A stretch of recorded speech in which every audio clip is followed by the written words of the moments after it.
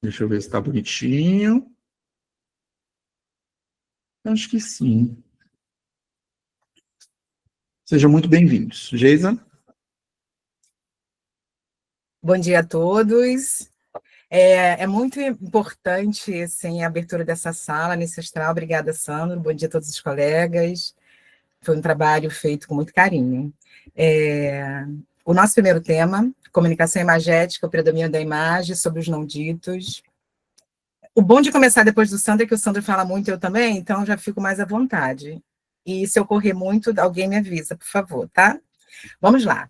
A clínica com adolescente, ela convoca a gente para um saber fazer que vai muito além da teoria. A gente estuda a beça, mas isso não basta. A gente precisa desenvolver uma escuta e um manejo de extrema delicadeza. Então, a gente vai falar disso hoje o dia inteiro e vocês vão ver que os temas vão se entrelaçar. Então, vamos lá, Sandra.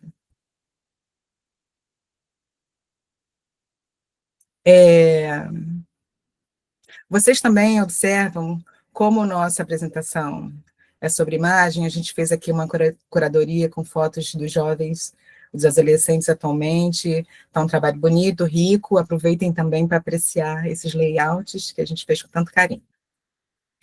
Vou falar um pouquinho de mim. Eu imagino que muitos de vocês também venham de outra carreira, depois que chegaram à psicanálise. Eu, como Sandro, nós dois somos comunicólogos, eu trabalhei muitos anos em comunicação e fui fazer uma transição de carreira. Eu sou gestora cultural também, além de psicanalista. Eu tenho especialização em cultura, em psicanálise contemporânea, tenho um mestrado também em psicanálise contemporânea e tenho uma formação em terapia de dependência química e saúde mental. O Sandro já se apresentou, você quer falar mais de você? Não precisa? Vamos lá. Você está sem som, Sandro, hoje. Acho que agora está normal. Não, pode continuar, Geisa. Acho que eu falei bastante de mim já. Então, tá. De toda a minha carreira, eu fiz vários cursos também que complementam a psicanálise, além da formação tradicional. Já estou há alguns anos nesse caminho. Vamos lá.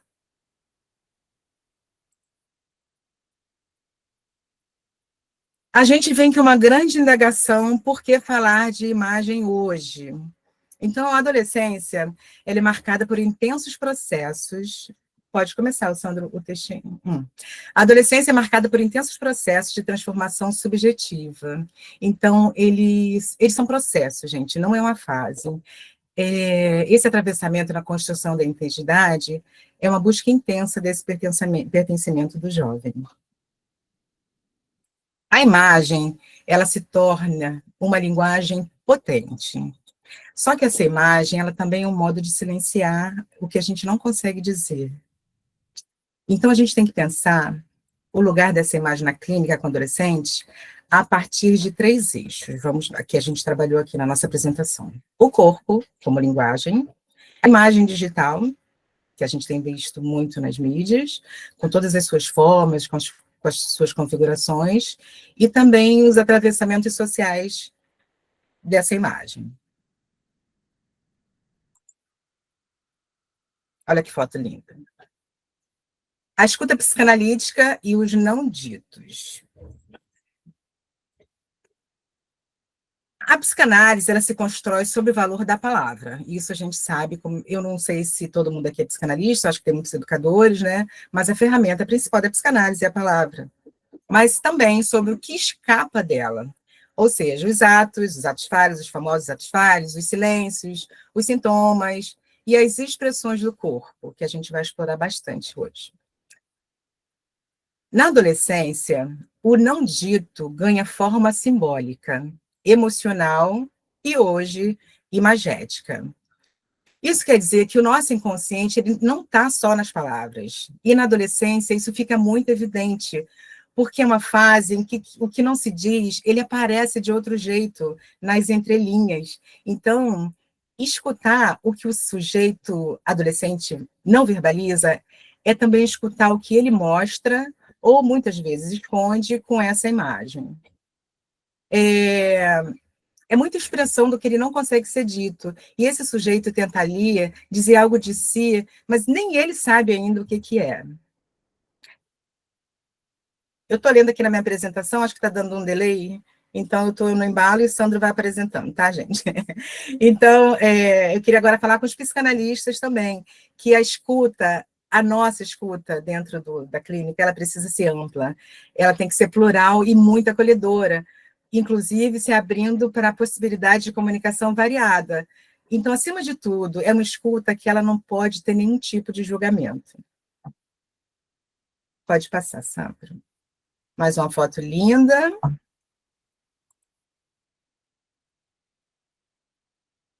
O corpo,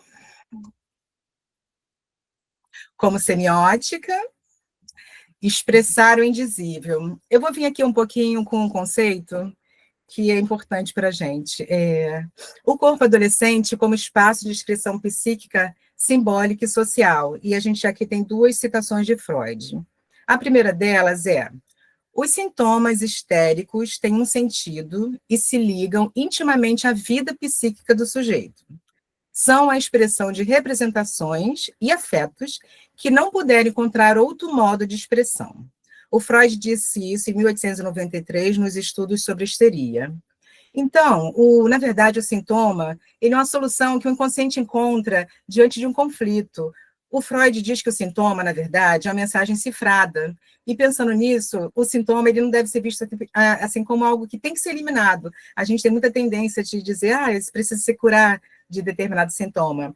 Mas é o modo que esse sujeito, e aí também eu não estou falando só adolescente, estou falando de um sujeito em geral, ele ainda não consigo simbolizar. Então, ele precisa ainda ter essa necessidade através do sintoma. A segunda fala de Freud, os sintomas são formação de compromisso entre o recalcado e o recalcante. O Freud disse isso em 1915, no livro, no texto do Inconsciente. Sobre isso, eu queria dizer que o aparelho psíquico cuida, eu não sei se todo mundo aqui tem muita familiaridade com recalcado e recalcante, mas recalcado é aquilo que a gente coloca para baixo do tapete, no popular. Então, o próprio aparelho psíquico cuida de que o recalcado possa se manifestar, porque ele tem força, mas ele consegue se disfarçar de forma assim meio distorcida, e sem romper completamente com as defesas. Então, o sintoma, ele meio que se satisfaz parcialmente aquele desejo inconsciente que se tem. E, ao mesmo tempo, ele atende à censura. Então, fica aquele meio termo entre o que o sujeito não pode dizer e o que insiste em parecer. E isso, na adolescência, aparece o tempo todo. Quando o trabalho dessa representação falha, quando isso não dá certo, o corpo, ele se torna teatro da descarga pulsional. É uma frase bonita, mas isso quer dizer que se nenhuma representação acontecer, o corpo vai começar a falar por meio de um sintoma somático. E aí, é meio que como se o inconsciente dissesse assim, gente, eu preciso falar, mas assim, de um jeito ou de outro, isso vai ser falado. Então, vindo para o corpo, essas marcas, elas começam a acontecer. Para os mais antigos, as tatuagens eram o exemplo mais clássico, né? Mas com o passar da evolução da cultura, as tatuagens, os piercings, os cortes, o estilo, isso tudo funciona como linguagem. E talvez, eu acredito que na nossa palestra mais à frente com o André, ele vai falar muito da pele. E eu queria chamar aqui um psicanalista francês, o Anzier, que ele fala da pele como um envelopamento psíquico, ou seja, ela fecha a gente para o que tem dentro, que somos nós, uma fronteira para o que tem fora, que é a sociedade. Então, essas marcas elas vão se escrevendo nessa fronteira que é o corpo. A pele, então, ela passa a não ser só uma coisa biológica, ela é muito mais simbólica, ela pode guardar muitas informações, ela protege esse sujeito adolescente, ela denuncia muitas vezes, como é a questão dos cortes, e ela esconde muita coisa.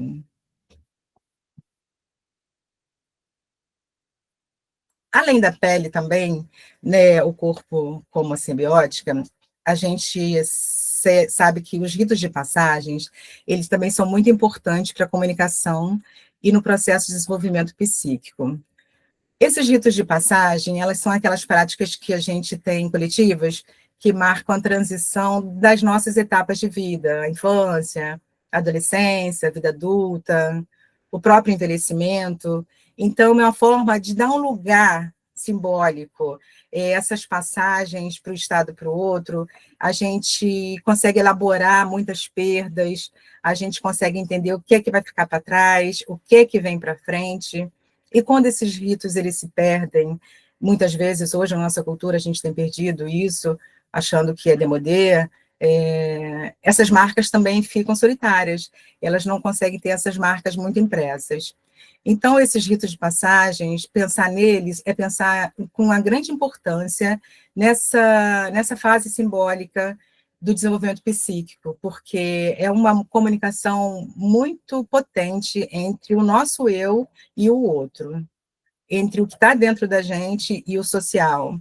Ele ajuda esse sujeito adolescente a reconhecer as suas próprias transformações. Pode passar, Sandra.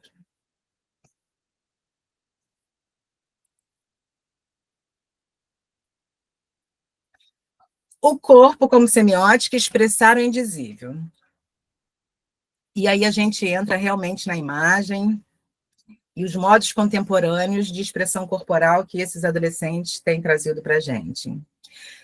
O corpo é como tela estética nas redes sociais, é o que a gente vê bastante, mas não se trata apenas de embelezamento, de fazer maquiagens, performance. Ele vem com muita criatividade nessa construção de personagens que esse adolescente tem. Ele fala, além de si, ele fala de universos, eles têm, com essas narrativas visuais, muita coisa a dizer. Imagino que vocês conheçam toda a expressão no TikTok. Esses adolescentes, eles usam magicamente o corpo, eles brincam com o corpo, com maquiagem, o corpo todo, não estou falando só da face. Um segundo aspecto também desse modo contemporâneo de comunicação é a moda. Sempre foi a moda, mas hoje o adolescente tem se apropriado de formas diferentes. Então, ela é ainda uma linguagem identitária e muito política.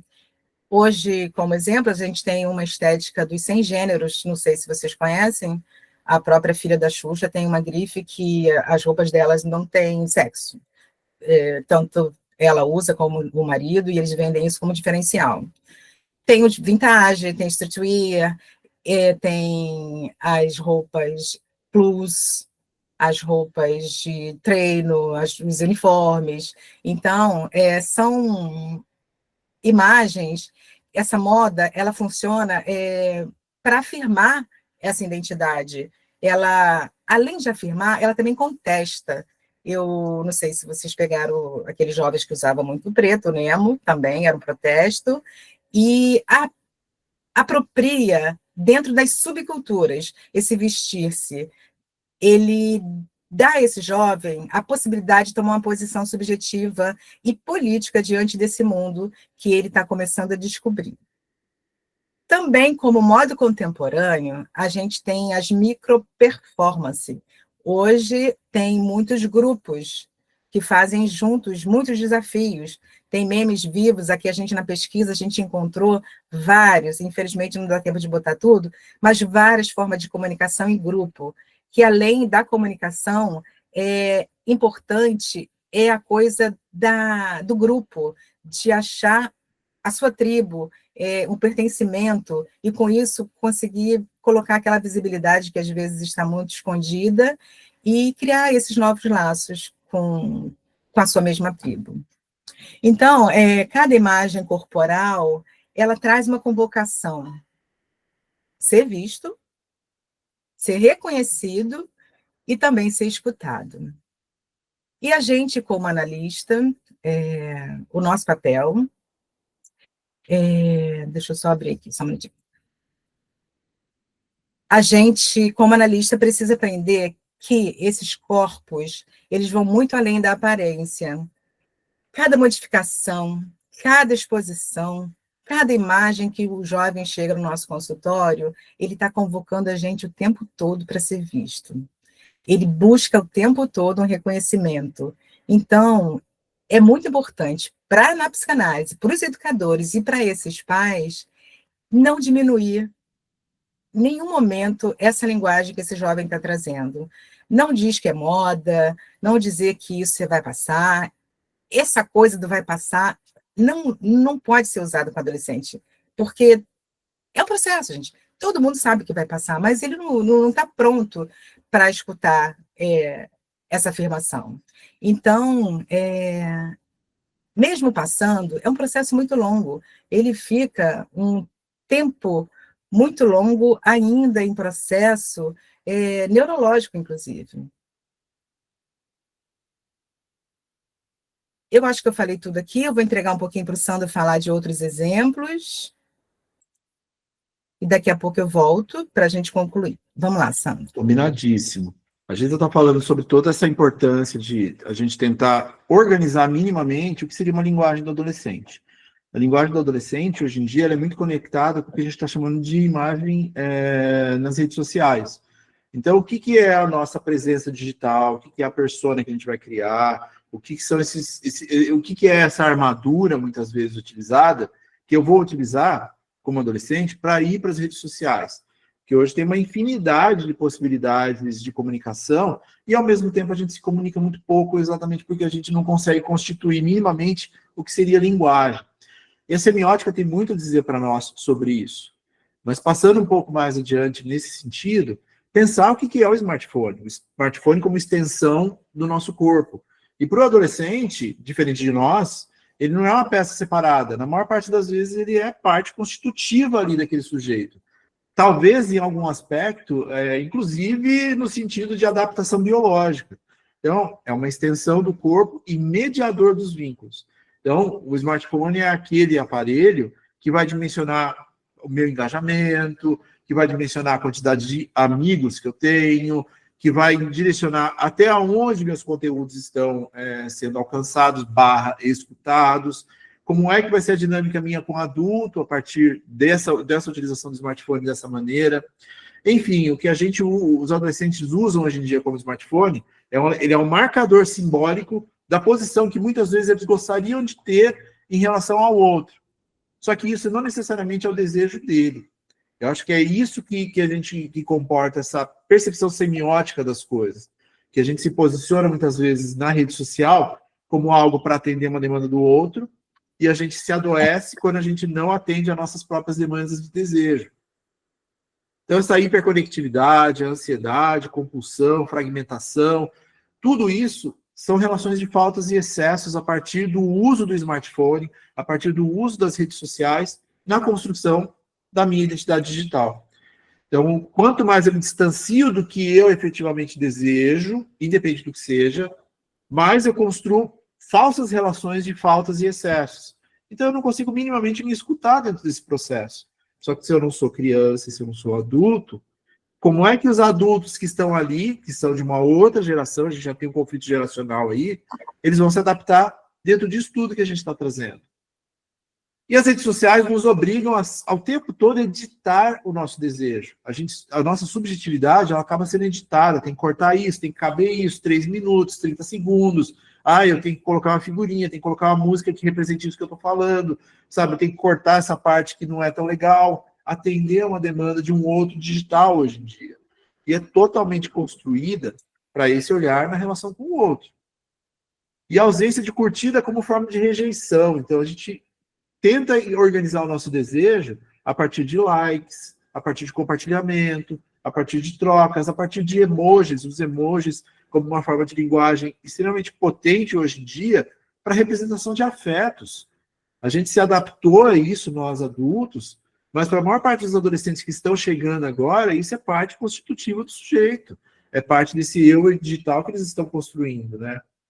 E junto de tudo isso, a gente fala muito de linguagem e pensa em som. Mas, na verdade, o silêncio também é uma forma potente de comunicação. Então, a nós, analistas, cabe entender o que minimamente quer dizer aquele silêncio. Porque esse silêncio pode ser a ausência de algo a ser dito ou o excesso de algo a ser dito que não consegue ser organizado. Então, sofrimento psíquico silencioso e a dificuldade em simbolizar esses conteúdos. E junto com tudo isso, uma coisa que eu trago bastante nas dinâmicas nossas de transmissão é entender o tempo do sujeito. Esse é o meu tempo, é assim que eu consigo dimensionar as coisas. Nós não somos máquinas. E a rede social, a tecnologia, nos trata como se nós fôssemos caixinhas e tivéssemos que nos adaptar exatamente às mesmas caixinhas. Só que nós não somos. Isso por si só já gera uma angústia gigantesca em nós adultos, imagina para os nossos filhos. Então, a clínica psicanalítica ela exige escuta, que devolva intervalo, pausa e elaboração. Então, minimamente, a gente não consegue usar vírgulas. A vírgula tem uma função, ela é o respiro daquela frase, ela é uma organização daquela ideia que a gente está trazendo a partir de uma organização de signos que simbolicamente tem um significado, uma significação. Então, a gente não consegue nem respirar hoje em dia. A gente pensa que a gente é máquina, a gente pensa que a gente tem que estar produzindo o tempo todo.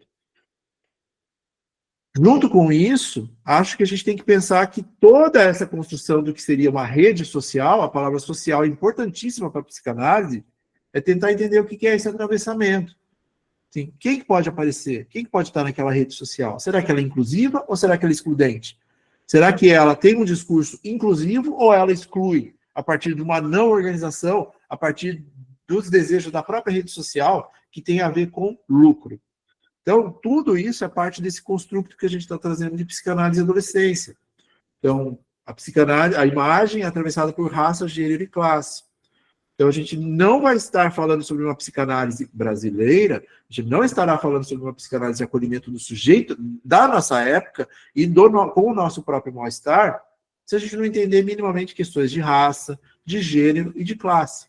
Minimamente, esses três marcadores estarão no discurso do adolescente, porque está no convívio social com outra organização de raças.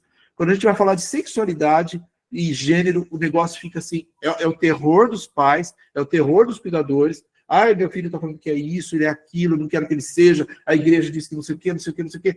Tudo isso é parte dessa organização simbólica do adolescente em termos de experimentações. E, ao mesmo tempo, o discurso da rede social, essa questão imagética, é colocar todo mundo pode fazer, todo mundo tem chance, todo mundo se esforçar, vai conseguir alcançar, e na verdade não é assim. Então, se a gente minimamente colocar essa ideia de que esse jovem tem o jovem periférico tem a mesma oportunidade de um jovem que já está adiantado em questões de educação, acesso, entre muitas outras estruturas inclusivas, a gente já está enaltecendo um determinado sofrimento que a gente deveria estar acolhendo. Então, isso tudo são questões que vão aparecer na clínica. A hipervisibilização de alguns corpos e a invisibilização de outros. Então, questões de racismo, a rede social não tem como organizar isso.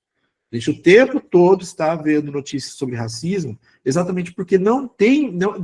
na verdade, assim, de uma forma bem simples, a dinâmica do engajamento é uma dinâmica que premia o mal, que premia a violência.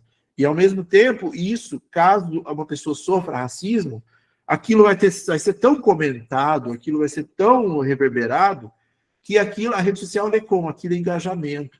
Então, como é que a gente tira esses marcadores de violência para tornar as coisas realmente sociais? Então, a gente inviabiliza alguns e hipervisibiliza outros, que tem a ver com questões de consumo, exageros de estruturas de marca, exageros na relação com a imagem. Então, a rede social eu sou um defensor muito grande da gente organizar minimamente uma responsabilização para esse tipo de conteúdo. Então, a gente precisa, sim, regulamentar as redes sociais com a dinâmica de entendimento da tecnologia, mas precisa, porque existe muita violência ali naqueles espaços. Junto com isso, as estéticas marginais ou periféricas vistas como transgressão ou sintoma, e, na verdade, as pessoas só estão vivendo e se representando imageticamente. Elas estão se posicionando a partir do seu próprio lugar, a partir do seu próprio desejo, a partir das suas próprias referências. Então, quando a gente criminaliza alguma coisa dizendo que ela não é normal, a gente simplesmente está organizando algo na relação como um sintoma que precisa ser entendido e acolhido e percebido dentro desse processo de cada um de nós. Cada um de nós tem as nossas experiências e cada um de nós tem as nossas formas de expressar-se imageticamente. A rede social também coloca quem tem direito a performar, quem é silenciado pela lógica algorítmica ou pelo preconceito social. Então, é por isso a importância de falarmos sobre questões sociais na relação da psicanálise com a adolescência. E a rede social não entende muito bem isso. E ela premia quem ganha algum tipo de engajamento, seja ele maltratando, tratando o outro com violência ou não. A clínica precisa ser atenta a essas camadas para não reforçar exclusões. Então, nós precisamos nos munir de conhecimento e formas de acolhimento para que esse adolescente não sinta novamente que ele vai ser retraumatizado por uma não escuta. Então, se nos ambientes que ele tem existem determinados adultos, esses adultos já o recriminam, ele vai para a análise e, ao mesmo tempo, ele também é recriminado na análise. Ou então fica aquela figura que não responde, e aí ele projeta relações de pais, relações de cuidadores e tal. E, mais uma vez, ele está ali não permitindo-se trazer alguma coisa que realmente o aflija na questão do sofrimento. E a gente pode, sim, citando Ferenczi, né, trazendo Ferenczi para cá, retraumatizando os nossos próprios analisantes. Então, existe uma percepção aí muito importante dessa escuta do corpo e dessa percepção do que é a imagem para esses jovens numa forma de resistência, e não apenas como sintoma. Ela é sintomática, mas ela é sintomática de um entorno, de um espaço, de um lugar onde essa imagem colocada representa muito mais, às vezes, do que palavras. Então, um olhar atento para isso é fundamental. Geisa, fica à vontade.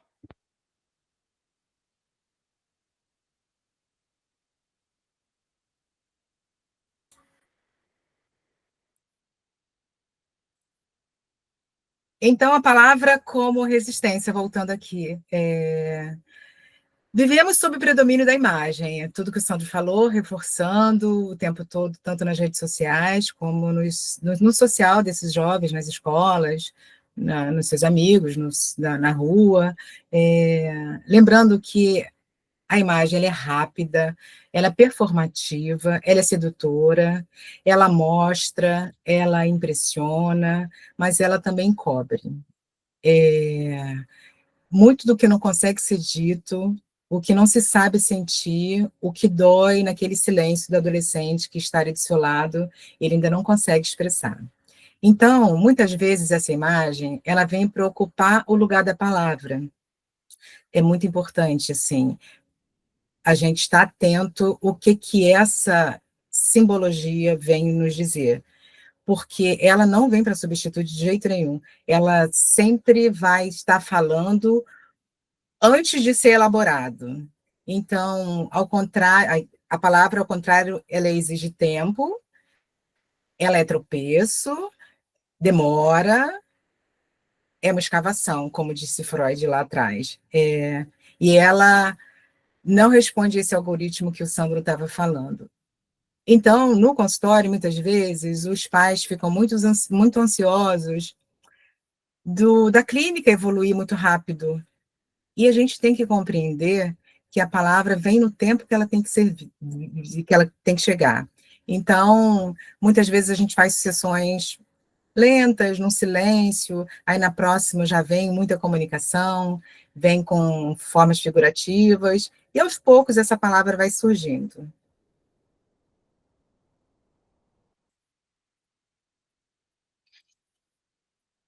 Talvez seja uma das tarefas mais importantes da escuta analítica hoje, abrir espaço para que esse jovem fale do que não posta e se reconheça no que não precisa ser visto. É uma frase que a gente pontuou aqui. E aí, já caminhando para concluir, como diz o Sandro, vamos lá. A imagem é, sem dúvida, uma linguagem, ela é viva, ela é pulsante, ela é simbólica, ela comunica, ela convoca, ela também mascara, ela denuncia, tudo isso que a gente vem falando até agora. E na adolescência, muitas vezes, ela se antecipa à palavra, preenchendo os vazios do indizível com gestos, filtros, silhuetas e performance. Mas, ainda que poderosa, a imagem não dá conta de tudo. Há dores que não se mostram, afetos que não cabem em vídeo de 15 segundos e solidões que resistem à estética do bem-estar. Em tempos de exposição constante, há também uma profunda necessidade de ser escutado, sem ter que se mostrar. É aqui que a escuta psicanalítica se torna uma prática de resistência ao olhar para além da imagem, ao escutar o que ela silencia e ao acolher aquilo que ainda não encontrou forma. Porque mesmo diante de múltiplas telas, filtros e algoritmos, o sujeito ainda pulsa, ainda busca, ainda se pergunta quem é. E não nos cabe, como analista, educadores e adultos implicados que somos, sustentar esse espaço do intervalo, onde o tempo não é regido pela velocidade da internet, mas pela travessia singular de cada um. Talvez aí resida a nossa tarefa mais que urgente, que é escutar com delicadeza o que insiste em não se mostrar, e ainda assim pede para ser reconhecido. Essa página aqui foi um resumão da nossa fala o tempo todo, e pode passar, Sandro. Essa discussão que a gente fala assim, bem curtinha, eu sei que parece pouco, mas a gente se baseia em muitos estudos que o NEPA faz durante esse tempo que a gente está junto. Então, a gente faz muitas leituras, muitos mergulhos. A gente, como referência, usa Freud sempre, né? Papai Freud. A gente faz a leitura quinzenal do A Geração do Quarto, que foi um livro que a gente adotou esse ano para trabalhar, cada ano a gente adota um livro. O Geração Ansiosa é um livro também que corta as nossas conversas o tempo todo. Quando a gente fala de corpo, a gente não pode deixar de falar da histeria, então esse livro do Bolas também é um livro de referência para a nossa clínica. A Geração Superficial também, outro livro muito importante. Adolescência é muito cobrada, porque aquele sujeitinho não é mais criança. Toda a atenção que dava-se para aquela criança até 10 anos, quando chega na adolescência, meio que larga, se vira, você está ficando adulto, é isso mesmo, se vira para procurar o que você precisa, e não é. Então, esse adolescente ainda precisa muito do lúdico, muito do acompanhamento dos educadores, muito do acompanhamento dos psicanalistas. E eu estou falando isso porque o Winnicott, o tempo todo, na nossa escuta, ele fala da importância do brincar, do lúdico para esse adolescente. Também cita aqui do Eupele, que foi do envelopamento psíquico, que a gente pegou no livro do Danzier. A Delboni também, com o livro dela, que também é o nosso livrinho de cabeceira, dos adolescentes. E essa série, Sex, qual é o nome? Que eu esqueci o nome da série? Eu Sex sempre trago Sex Education. Eu acho que é uma bela referência de impacto para o que a gente fala. E, assim, eles trabalham muito imagem. Eles trabalham muito a questão do adolescente como imagem, cada um se posicionando da maneira que imageticamente é importante para eles, né? E eu queria só também, agora já encerrando mesmo, que eu já estourei meu horário, a gente aqui falou muito da palavra como o não dito, na imagética, e eu queria convidar vocês que ficassem aqui para a nossa segunda sala, que vem outra nuance da palavra, que é a não dita verbalmente. Nossa colega Fabiana vai falar sobre a clínica psicanalítica das entidades surdas. Ela preparou uma sala maravilhosa, então convido todos para ficarem. A nossa fala parece que encerra aqui. Sandra, quer falar mais alguma coisa? Não, eu acho que é isso. Agradecer a vocês.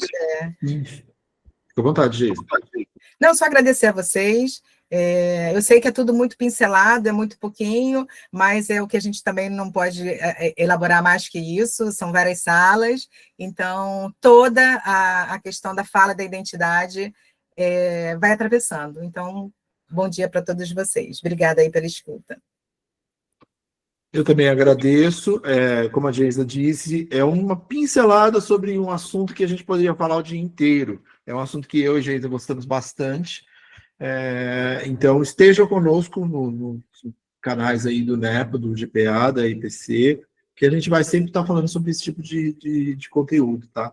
É muito caro para nós falar sobre isso e é importante entender ditos, não ditos, o uso da palavra e o não uso da palavra também. Deixa eu só falar uma coisinha, Sandra. À vontade. O Sandro botou o mutando lá atrás, né? Mas eu queria dizer para vocês que o Mutando, além de ser um livro maravilhoso, que do Sandro, mas o Sandro fez para a gente a bibliografia, que é maravilhosa. Sim, coloquei aqui na parede, porque todos os livros que estão citados são de extrema importância para a clínica da adolescência. Então, sim, parabéns para o Sandro desse trabalho tão minucioso que ele fez. Ô, Geisa, muito obrigado pela citação. A ideia, na verdade, é exatamente isso que a Geisa falou, é trazer uma bibliografia, sabe? É fazer um amontoado desses últimos anos para que a gente possa se provocar o tempo todo na clínica do adolescente. Tá? Obrigadão pelo lembrete. Gente, vocês querem perguntar alguma coisa, querem mandar alguma coisa no grupo do WhatsApp? Caso a gente não possa responder, a gente responda posteriormente. Senão a gente passa já para o próximo, porque eu extrapolei o tempo mais uma vez. Daí eu já passo, já chamo a Fabiana para assumir o compartilhamento aqui da nossa sala. Tudo em ordem, hein?